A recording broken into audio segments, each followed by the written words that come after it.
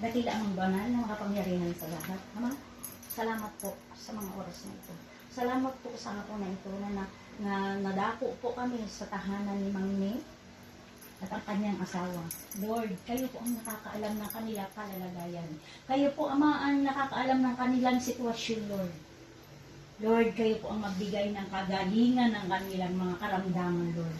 Alam ko, Lord, na kayo ang Diyos na makapangyarihan sa lahat. Kayo ang nagpapagaling sa lahat ng may karamdaman, Lord.